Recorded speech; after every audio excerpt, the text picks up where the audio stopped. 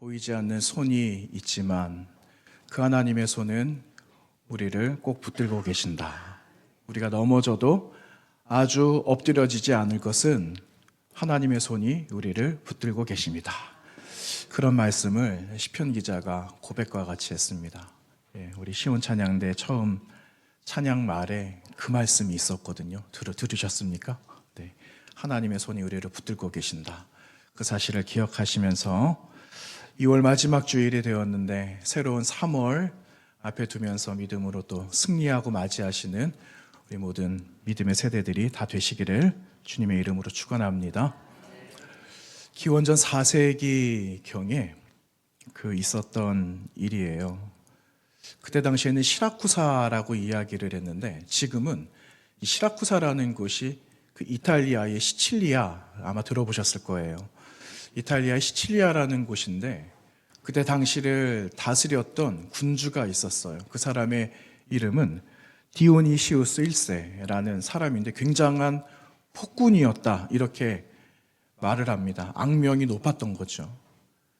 그의 권력에 도전을 하게 되면 그 사람을 체포하고 잡아서 감옥에다가 집어넣든지 아니면은 일정한 시간이 되면은 처형을 하거나 이런 폭정을 일삼았다라고 이야기를 합니다. 그런데 당시 철학자였던 한 사람이 등장을 해요. 그 사람은 피티아스라는 사람입니다. 그런데 그 피티아스라는 사람이 그 디오니시우스의 폭정을 고발을 하고 그리고 그 독재를 비판을 하다가 결국은 잡히게 되는 겁니다. 결국은 잡혀서 체포가 되고 사형 언도를 받아서 감옥에 투옥이 되게 되었죠. 그런데 이 피티아스라는 이 한 철학자가 내가 이제 머지않은 날 죽게 될 거니까 가족들에게 마지막 작별 인사라도 하고 돌아올 수 있도록 이 디오니시우스에게 부탁을 하는 겁니다.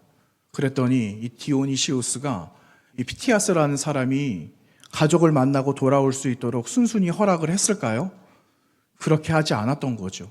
이 기회를 틈타서 너가 도망가려고 하는 것이다 라고 해서 그의 요청을 거절했습니다. 그런데 그의 친구가 한 사람이 있었어요.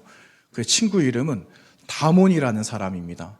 그 다몬이라는 사람이 내 친구 피티아스는 절대 거짓말할 사람이 아니다 라고 보증을 해주는 거죠. 그러면서 이 친구를 보내주시면 내가 나의 친구를 위해서 내가 감옥에 있겠다 라고 이야기를 합니다. 그리고 그가 돌아오지 않을 경우 내가 이 친구를 위해서 내 목숨도 내놓겠다. 이 디오니시우스가 얼마나 이게 흥미로웠겠습니까? 그래서 그의 친구 다몬의 요청대로 다몬을 투옥시키고 이 피티아스를 집으로 돌려보냈어요. 그리고 나서 일주일 뒤에 사형 집행하기로 했는데 여러분, 문제가 생겼다라는 겁니다. 어떤 문제가 생겼는가? 일주일이라는 시간이 다 지나가 버린 거예요. 못 돌아왔다라는 거예요. 그러니 누가 죽게 되었느냐? 친구 다몬이 죽게 되었다라는 거예요. 사람들이 웅성거리기 시작하죠. 저 사람을 놔주는 것이 아니었는데 분명히 피티아스 저자는 돌아오지 않을 거다. 그랬는데 사형 언도가 내려지고 사형 집행을 하는 그 찰나에 이 피티아스가 지금 돌아오고 있다라는 전가를 받게 되는 겁니다. 그리고 사형을 멈춰달라고. 그리고 가까스로 느즈막하게 도착을 한 이 피티아스가 자신의 사연을 전하는 겁니다. 오는 길에 풍랑을 만나고 폭풍을 만나서 자신이 그 약속 시간을 지키지 못했으니 내 친구 다몬을 풀어달라고, 그리고 나를 이 자리에 세워달라고 이야기를 하였습니다. 여러분, 그 결과 어떻게 되었을까요? 아무리 그 폭군 디아니시우스라고 할지라도 이 두 사람의 우정을 나조차도 갈라놓을 수가 없다라고 하여서 이 두 사람 모두를 석방하고 풀어주었다라는 기원전 4세기의 그 아름다운 이야기가 있습니다. 아마 여러분들은 들어보셨을 거예요. 이와 비슷한 이야기들을.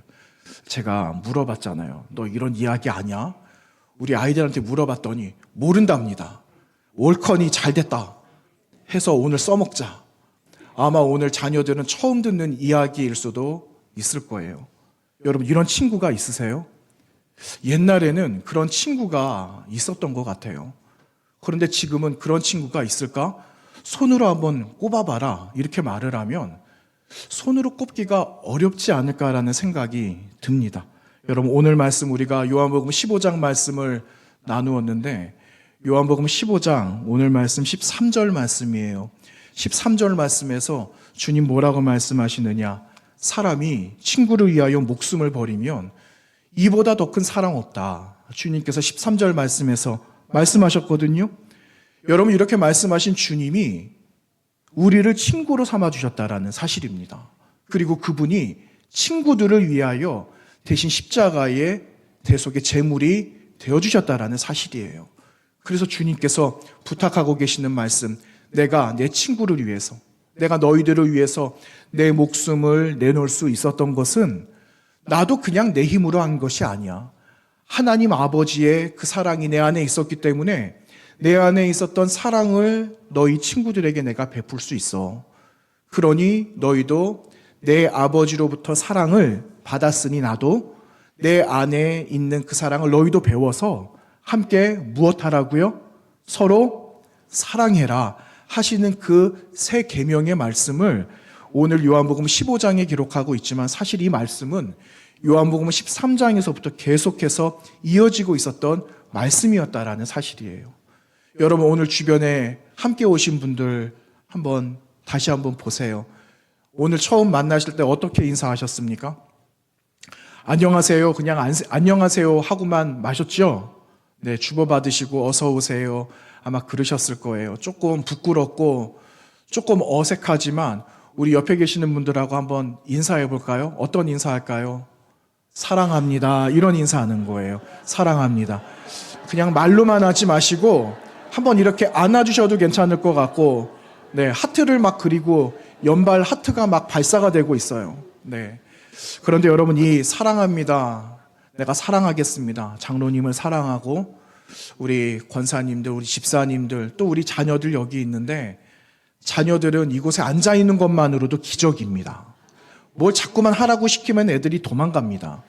그냥 애들은 있는 대로 받아주고 잘 섬기면 아이들이 안 보고 안 듣는 것 같지만 다 보고 다 듣고 있는다라는 거예요. 그래서 우리가 사랑하는 게 뭔지를 잘 보여주면서 살아가는 것이 너무 중요하다라는 것이죠. 여러분, 예수님께서 너희는 서로 사랑하라 하시는 이 말씀을 주셨는데, 서로 사랑해라 하시는 이 말씀은 계명이기도 하고 명령이기도 하고 사명이기도 했다라는 겁니다. 여러분, 예수님께서 이 말씀하신 시점이 어느 때였는지 혹시 아세요?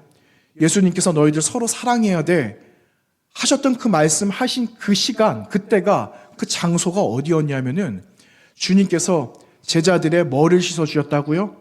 발을 씻어주셨어요. 공간복음에는 무엇을 먹었다고요? 마지막 만찬하셨다. 이런 말씀 지난주에 드렸거든요. 만찬도 하셨어요. 제자들의 발도 씻어주셨어요. 그리고 그 이후에 어떤 일이 있었느냐면요, 한 사람이 나를 팔아버릴 거야, 나를 배신할 거야 하는 그 말씀이 끝난 다음에 주님이 하셨던 말씀이 너희가 서로 사랑해야 된다. 이 말씀을 들려주셨다라는 겁니다. 왜 이 말씀을 들려주셨을까 하는 겁니다. 여러분, 이 말씀 계속해서 우리가 나누었는데, 여기에서 예수님께서 원하시는 것은 단 하나. 너희들이 내 제자 아니냐. 그런데 제자는 나하고 잠시 있었던 3년 동안만 제자가 아니라 계속해서 제자가 돼야 돼 하는 제자도를 완성하기 위해서 필요한 게 무엇이냐? 바로 사랑이라는 거예요. 너희가 서로 사랑하는 것. 이것으로 제자가 될 수 있고 제자도를 완성할 수 있기 때문에 너희 서로 사랑해야 된다. 이 말씀을 주님께서 우리에게 들려주셨다라는 겁니다. 여러분, 이 말씀 요한복음 13장에 34절 말씀에 어떻게 기록하고 있는가? 이렇게 기록합니다. 새 계명을 너희에게 주노니 서로 사랑하라. 내가 너희를 사랑한 것 같이 너희도 서로 사랑하라. 너희가 서로 사랑하면 이로써 모든 사람이 너희가 나의 뭐가 되는 줄로 안다라고 말씀하셨죠? 제자라고 말씀하고 있어요. 너희가 서로 사랑해야만 제자가 될 수 있어 라는 것을 주님 분명하게 말씀하셨다라는 거죠. 그래서 제자가 되기 위한 첫 번째 조건, 사랑. 마지막도 사랑, 서로 사랑하는 것. 이로써 제자가 되는 겁니다. 이렇게 해서 예수님의 사랑을 배우고 사랑을 알고 서로 열렬하게 사랑하는 공동체가 되는 거죠. 그래서 여러분 사도 바울 선생님도 그런 말씀하셨습니다. 고린도전서 13장 말씀에서 뭐라고 말씀하셨는가? 다 말씀을 하세요. 그런데 이 모든 것 중에 가장 제일은 뭐라고요? 사랑이라고 말씀하실 정도로 우리 주님도 말씀하시기를 사랑이 모든 율법, 모든 계명의 결정체다, 완성이다 라고 하신 그 말씀, 그래서 사랑을 간과할 수가 없다라는 사실입니다. 여러분 지금 이 말씀을 듣고 있는 사람들은 예수님의 제자들이에요. 그런데 이 제자들, 주님 눈에 보였던 제자들은 과연 어떤 사람들이었을까? 어떤 존재였을까? 이런 생각이 들어요. 여러분 예수님 눈에 빛이었던 이 제자들 누구였죠? 여러분 나중에 주님과 헤어지게 됩니다. 그랬는데 이 제자들 다 어디로 갔습니까? 어디로 갔는가? 다 도망가 버리고 말았어요. 주님 눈에 비추어진 제자들은 이런 관계입니다. 주님께서 제자들하고 있는데 제자들은 예수님의 마음을 알지 못하는 거예요. 아니 내가 아버지하고 같이 사는 게 너무너무 식상하고 이제는 지겹고 재미가 없어요. 그러니 아버지 저에게 주실 재산 있지 않아요? 그 재산 저에게 주면 제가 그 재산 가지고 보란듯이 잘 살겠으니 아버지 재산 좀 줘보십시오 라고 말했던 그 아들 있지 않았어요? 그래 아들 떠나가 버렸습니다. 그랬는데 그 아버지께서 그 아들 언제 돌아오나 오매불망 매일매일 기다리잖아요. 이런 아버지의 마음, 그리고 아들은 이만큼 가지고 나갔는데 몽땅 다 그냥 탕진하고 말았습니다. 빈털터리가 되니까 그때서야 누구를 기억하는가? 내 고향을 생각하는 거예요. 아버지 생각하는 거죠. 이런 겁니다. 주님 눈에 비추어졌던 제자들, 어리숙하고 형편없고 오합지졸 같고 그냥 모아다 놓으면 흩어지기 좋아하고 자기 말하기 좋아하고 자기 생각, 자기 착각 가운데 있었던 그 제자들이지만 그래도 아직 철없지만 그래도 이 아이들이, 내 제자들이 그래도 언젠간 사람 되겠지, 언젠간 내 제자가 되겠지 하면서 기대를 버리지 않으셨던 주님의 마음이 있었고, 또 그 아들의 마음도 역시 그 아버지는 내 아버지구나, 변함없는 아버지에 대한 그 마음을 가지고 있었던, 그러니까 예수님과 제자의 관계는 아버지와 아들 간의 부자 관계처럼 끈끈했던 그런 마음을 가지고 계셨던 분이 우리 주님이었다라는 사실이에요. 그런데 여러분 결과적으로 어떻게 되었습니까? 조금 전 이야기 드렸던 것처럼 제자들이 다 남아 있습니까? 다 남아 있었나요? 십자가 사건 뒤에 제자들 다 어디로 갔습니까? 자신의 집으로 다 돌아가 버리고 말았어요. 3년 전에 주님께서 나를 따르라고 말씀해 주시고 다 불러주셨잖아요. 그 자리로 다 돌아갔다라는 거예요. 제자들 찾고 눈을 씻고 찾아봐도 제자들이 있어야 될 자리에 없었다라는 거죠. 여러분 또 어떤 일이 있었습니까? 12사람 불러다가 제자 만들어 놨는데 어떤 한 제자는 주님 팔아버렸어요. 세상에 이런 일이 어떻게 일어날 수가 있었겠습니까? 은 30을 받고 그 예수 그리스도 자신의 스승, 주님이신 예수님을 팔아버렸어요. 그러니 여러분 그 종교 지도자들 눈에는 얼마나 속이 시원했겠습니까? 우리가 지금까지 예수라는 저 사람 때문에 우리가 기도 펴지 못하고 할 말도 하지 못하고 지금까지 왔는데 이제는 십자가에서 죽었지, 제자를 다 떠났지, 이제는 끝났다, 통쾌한 우리의 승리다 라고 쾌재를 부르지 않았겠습니까? 그런데 여러분 주님께서 왜 제자들에게 너희 서로 사랑해야 된다 이렇게 말씀을 왜 하셨을까 하는 겁니다. 그리고 너희들이 사랑함으로써 맺어야 되는 열매가 있다면 그 열매가 과연 어떤 열매인가를 맺어야 된다라는 그 말씀을 비로소 오늘 요한복음 15장에 와서 그 말씀을 하고 계신다라는 사실이에요. 자, 여러분 요한복음 15장에 들어와 볼까요? 농부가 나무를 심는 이유가 있어요. 이 나무는 유실수입니다. 과실을 맺는 나무예요. 이 농부가 나무 심는 이유가 뭘까요? 뭐를 맺기 위해서 나무를 심죠? 열매를 맺기 위해서 심는 것 아니겠어요? 그런데 열매를 맺지 못해요. 나무가 있고 나무에 가지가 있고 꽃이 피고 열매를 맺어야 되는데 만약에 열매를 맺지 못해요. 그러면 어떻게 될까요? 이 과원지기는요, 이 나무를 잘라버리는 거예요.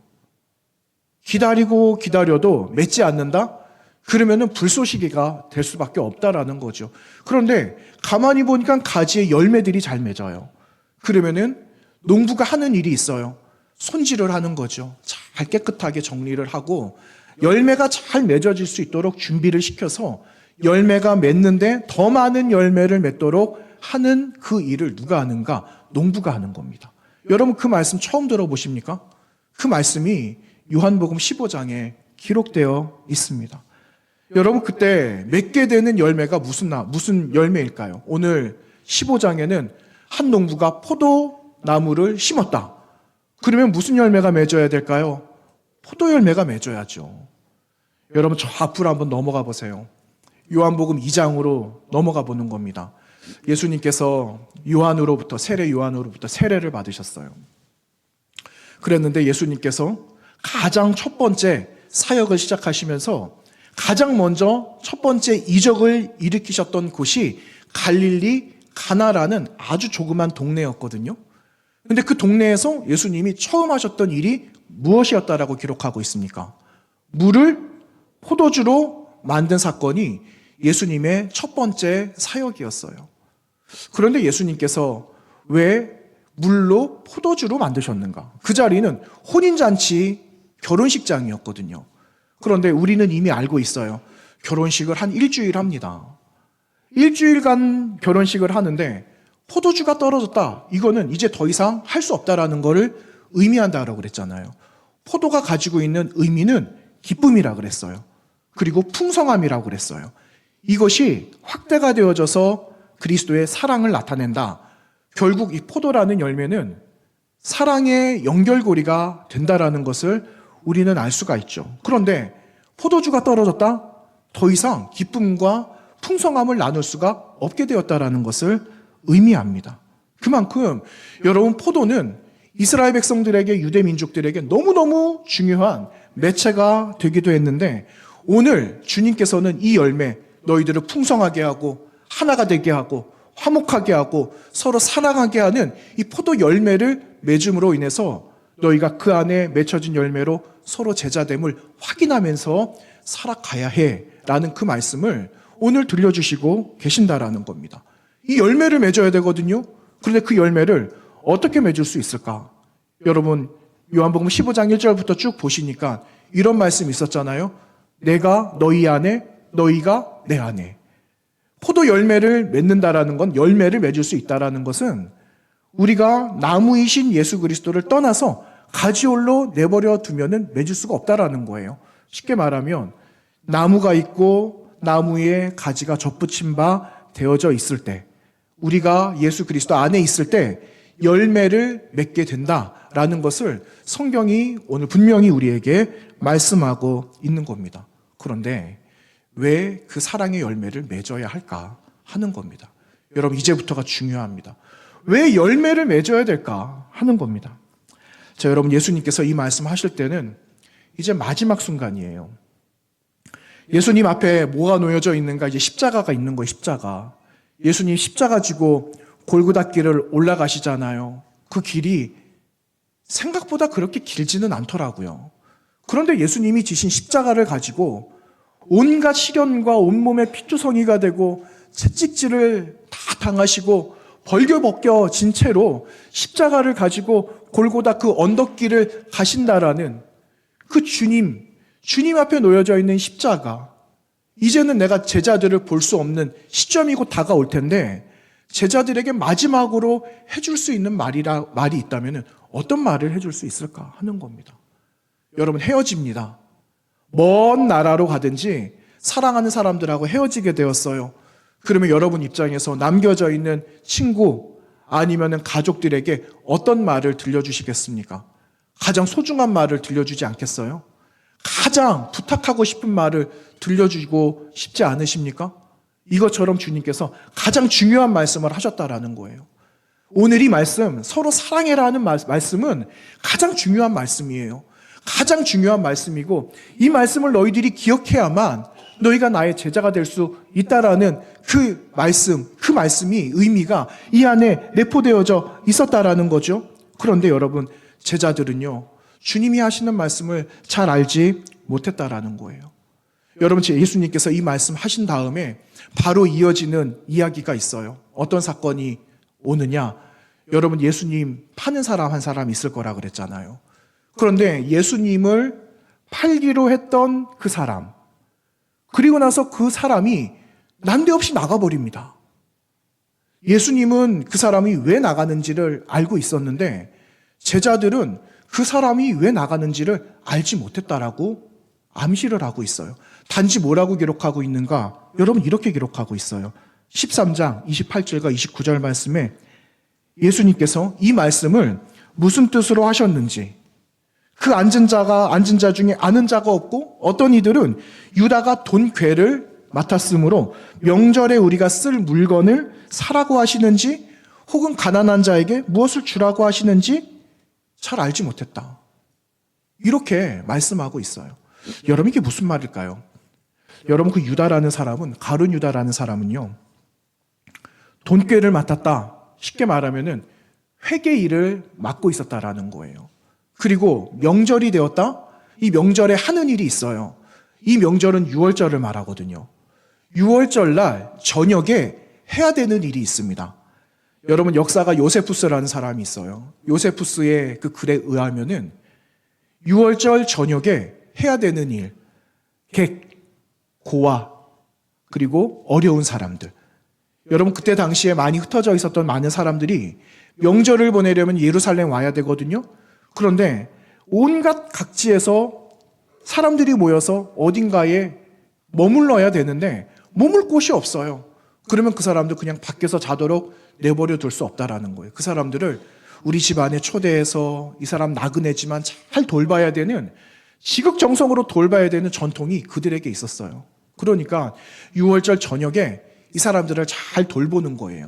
무엇인가 먹을 거리를 사서 갖다 주기도 하고 먹여주기도 하고 해야 되는 좋은 전통이 유월절 저녁에 있었다라는 거예요. 그 전야제죠.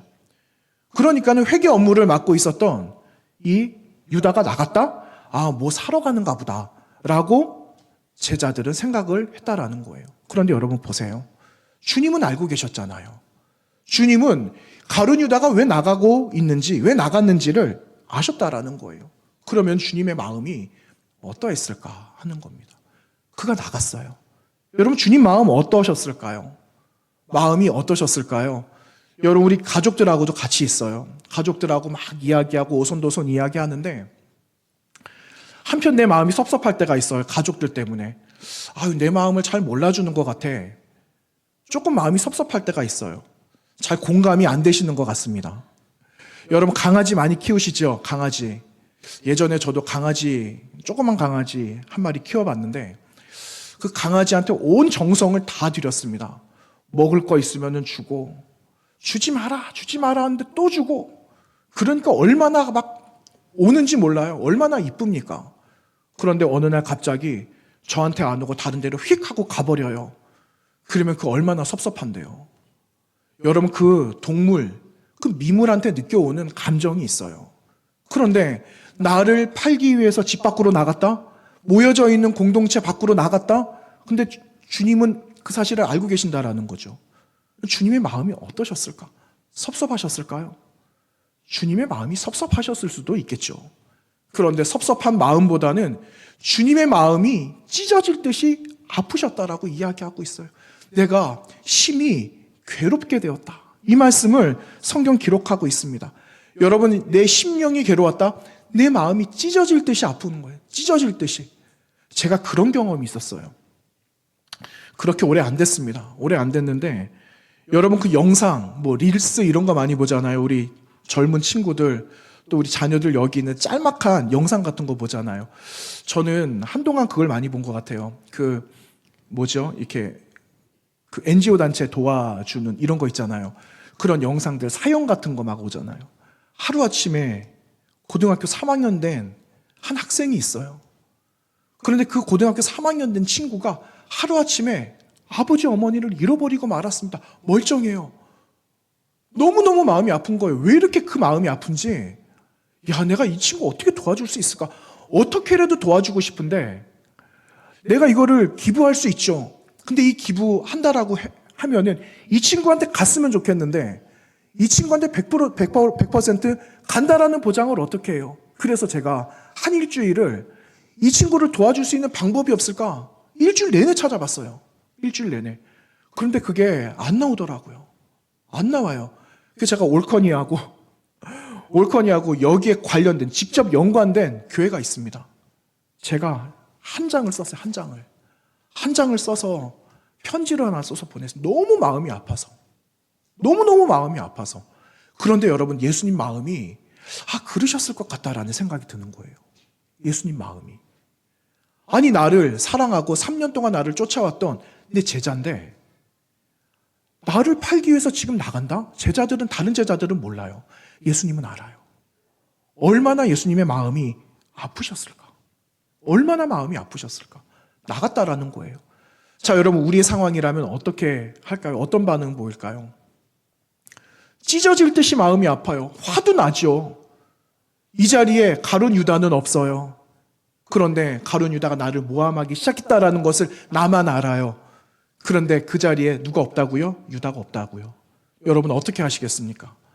지금까지 내가 힘들고, 내가 지금까지 저 인간 때문에 내가 힘들고 어떻게 할 바를 몰랐는데 이게 쌓여 있었던 게 폭발하지 않겠습니까? 그리고 거기에 함께 있었던 제자들에게 바로 저 인간이, 바로 저 사람이 나를 팔자야. 여러분, 나라면 그렇게 말하지 않았을까요? 그런 생각이 드는 겁니다. 여러분, 사람이 본색을 드러낼 때가 있대요. 언제 본색을 드러낼까? 언제 본색 드러낼까요? 남이 잘 될 때. 다른 사람이 잘 될 때 얼마나 배가 아파요. 그때 본색을 드러낸답니다. 또 하나, 돈과 이득이 걸려 있을 때, 물질적인 것이 걸려 있을 때 본색을 드러내기 시작한답니다. 세 번째, 익명이라는 가면 뒤에 있을 때 내가 드러나지 않아요. 얼마든지 말하는 거죠. 얼마든지 내가 하고 싶은 말을 하는 거예요. 왜? 얼굴이 가려져 있으니까. 내 이름, 석자, 얼마나 많아요.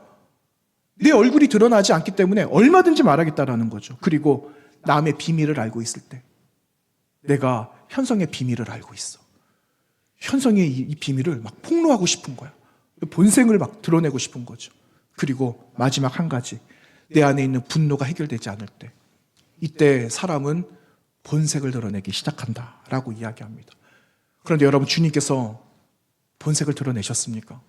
주님께서 아무 말씀하지 않으셨어요. 왜 아무 말씀을 하지 않으셨을까? 여러분, 그 말씀이 이미 던져졌어요. 요한복음 13장 1절 말씀에서 이미 주님께서 하신 말씀이 있어요. 어떤 말씀이냐? 예수께서 자기가 세상을 떠나 아버지께로 돌아갈 때가 이른 줄 아시고 세상에 있는 사람들을 사랑하시되 끝까지 사랑하시니라. 주님께서 끝까지 사랑하신 거예요. 제자들을 끝까지 사랑하시고 심지어 그 가룟 유다, 나를 팔 가룟 유다까지도 끝까지 사랑하신 완전한 사랑이 주님 안에 있으셨기 때문에 주님은 아무 말씀 하시지 않으셨다라는 겁니다. 여러분, 가룟 유다가 주님 팔았다라는 사실을 우리는 다 알고 있어요. 그러면 여러분, 가룟 유다 하면은 여러분 가장 먼저 떠오르는 단어가 있잖아요. 어떤 단어가 떠오릅니까? 다 같이 한번 이야기해 볼까요? 배신자. 배신자라는 이 단어 먼저 떠오르잖아요. 어떻게 주님을 팔 수가 있어요? 우리는 이런 선입견이 있습니다. 그렇지만 그럼에도 불구하고 하지 않아야 될 말, 배신자라고 말하지 않아야 된다라는 겁니다. 왜? 내가 그를 폭로하고 내 안에 있는 이 분노가 치밀어 올라서 내가 그의 비밀을 말하고 저자가 바로 나를 팔자라고 말하는 그 순간 여러분, 제자 공동체 무너진다라는 거예요. 제자 공동체가 무너지고 와해되고 완전히 그냥 해체되어져 버린다라는 거예요. 그래서 주님은 아셨던 거예요. 제자 공동체를 유지할 수 있는 것, 제자 공동체를 꼭 붙들고 있을 수 있는 것은 이 안에 있는 사랑, 너희들이 서로 열렬히 사랑하는 것, 그 안에 열매 맺는 것, 포도 열매를 맺어서 화목하고 하나가 되고 그래서 하나님의 마음을 가지고 살아가는 것만이 제자됨을 지킬 수 있고 유지할 수 있기 때문에 주님은 자신을 희생하시면서 끝까지 말씀하지 않으시고 오히려 뭐라고 말씀하셨는가? 너희들은 나의 친구다. 내 친구야. 라고 하시면서 제자들을 위해서 죽어주시고 여러분과 저를 위해서 죽어주시고 또 오늘 이 시간에 저희들에게 부탁하고 계시는 사명은 교회 공동체를 위해서 그리고 여러분의 가정 공동체를 위해서 또 여러분 돌아가면은 학교 가잖아요. 학교, 직장 이 모든 크고 작은 공동체를 위해서 너희들이 서로 사랑해야 한다는 것을 주님 우리에게 오늘 이 아침에 말씀하고 있는 거예요. 여러분 우리가 맺어야 될 열매가 어떤 열매일까요? 포도 열매 맞죠? 포도 열매죠. 포도 열매보다도요. 포도가 가지고 있는 상징성이 있어요. 서로 사랑하라는 열매예요. 그 서로 사랑하라는 그 열매를 여러분 가지고 있어야 됩니다. 여러분 나를 미워하는 자가 있습니까? 혹은 여러분이 미워하는 분들이 계세요? 나를 핍박하는 사람들이 있어요? 내가 핍박하는 누군가가 있습니까? 여러분 세상이 우리를 미워하죠. 여러분 우리도 세상을 미워합니다. 그러면 열매가 맺어지지 않아요. 우리는 이 모든 공동체들을 위해서 여러분 우리는 지켜야 될 것이 있습니다. 하나님의 사랑의 언어와 오늘 우리에게 부탁하신 사랑의 열매를 맺어서 내가 지금 속해 있는 공동체를 위해서 희생하고 헌신하는 것. 그걸 주님께서 우리에게 부탁하고 계시는 겁니다. 여러분 우리가 이렇게 모이면은요 얼마나 여기에 많은 분들이 있어요. 한마디 한마디 하면 100마디가 되고 그 100마디가 또 옮겨지면은 1000마디가 되는데 어떤 말을 해야 될까요? 아유 하면서 어떤 말을 하시겠어요? 아니면은 어떻게 하시겠습니까? 좋은 말들을 해가면서 이로운 말들을 해가면서 기다려주고 이해해주고 용납해주면서 여러분 공동체를 위한 희생으로 우리에게 주어진 삶을 살아가야 되겠습니다. 여러분 그 사랑은 감정적인 것이 아니래요. 사랑은 잠깐 일시 있다가 사라져버리는 무슨 감정적인 이런 게임이 아니라 실제 우리가 실천해야 되는, 해야 되는, 행해야 되는 것이라고 분명하게 이야기하고 있어요. 다 알잖아요. 우리는 다 알고 있잖아요. 이번 한 주간을 여러분 공동체를 위해서 사랑의 열매를 맺으시기를 바랍니다.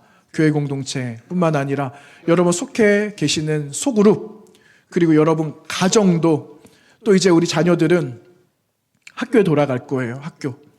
제가 연초가 되고 이제 봄신방 곧 시작할 거거든요. 봄신방.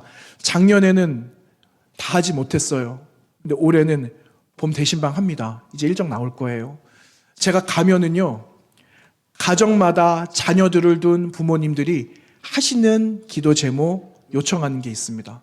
그게 무엇이냐면은 좋은 선생님 만나는 거. 우리 아이들 주변에 좋은 친구들 많이 생기는 것. 이런 기도 제목들을 늘 주세요. 그런데 여러분 필요하죠. 그 기도해야 됩니다. 그런데 중요한 것은 내가 변하는 거예요. 내 주변에 좋은 사람이 있고 좋은 사람들이 모인다라는 것은 내가 좋은 사람으로 변화되었다라는 것을 이야기합니다. 내가 좋은 사람이 되어주고 내가 그들에게 호의를 베풀고 그들을 사랑하니까 아, 내가 있어야 될 곳이 이 자리구나 해서 좋은 사람들이 모이는 거예요. 그 사람들이 와서 세상 말로 좋은 영향을 받는다라고 하잖아요. 그런 좋은 영적인 흐름들을 받아서 좋은 사람들이 주변에 있고 그곳이 좋은 장소로 변화가 되는 거예요. 그래서 내가 먼저 변화가 되는 겁니다.